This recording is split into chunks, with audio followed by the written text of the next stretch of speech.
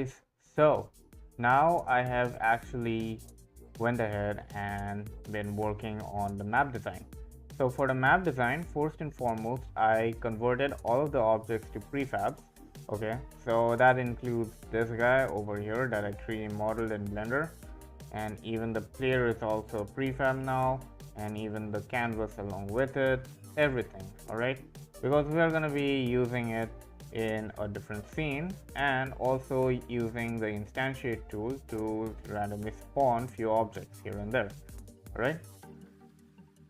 Okay, so over here in the main scene, I have went ahead and made it so the objects spawn on the map. So if I hit play over here, it's gonna make me spawn over in a place like this, right?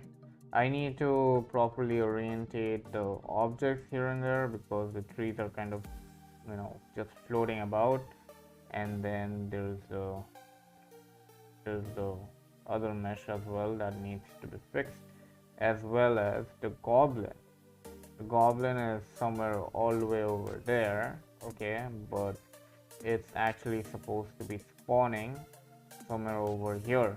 That means we have to, extend or modify the nav mesh a little bit. Okay, wait a minute, I need to check something out though here.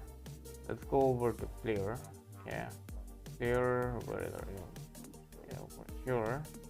If I bring you over here and I bring it over here, no, why can't I bring it over here though? Oh well, okay, but if you see from here, you'll see the nav mesh is visible, so we need to make that invisible. Yeah, I'm gonna go ahead and fix the map a little bit, and then it will work. Okay, so here there will be 10 goblins spawning. Okay, and yeah, so the number of goblins is this, and every time it spawns, the number of goblins decreases, or the count decreases. Okay, and every time you beat a goblin, the goblin will die. And yeah, so with that controller thing going on, we can check if the goblins have been beaten or not. Alright, we are spawning the number of goblins. The max number of goblins will be 10, and you have to beat all 10 of them to clear the level. Yeah, there is only one level for them, so just for understanding procedural mapping took a lot of time, right?